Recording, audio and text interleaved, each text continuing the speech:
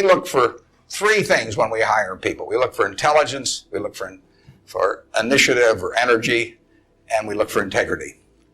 And if they don't have the latter, the first two will kill you. Because if you're going to get somebody without integrity, you want them lazy and dumb.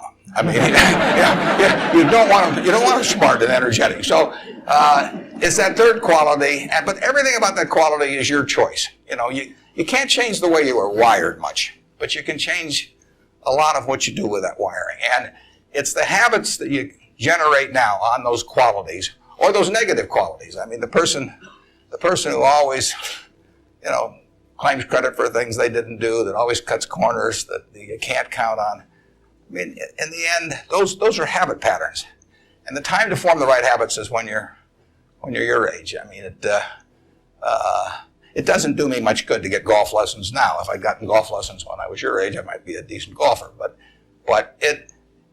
someone once said the chains of habit are too light to be felt until they're too heavy to be broken. And I see that all the time. I see people with habit patterns that are self-destructive when they're 50 or 60, and they really can't change them. They're imprisoned by that.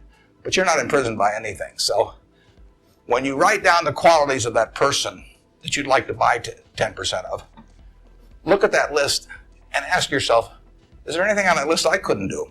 And the answer is there won't be. And when you look at the person you sell short and you look at those qualities that you don't like, if you see any of those in yourself, egotism, whatever it may be, selfishness, you can get rid of that. I mean, that is not ordained. And if you follow that, and Ben Franklin did this, and my old boss Ben Graham did this at early ages in their young teens. Ben Graham looked around and he said, who do I admire? And he wanted to be admired himself, and he said, why do I admire these other people? And he said, if I admire them for these reasons, maybe other people will admire me if I behave in a similar manner. And he decided what kind of a person he wanted to be.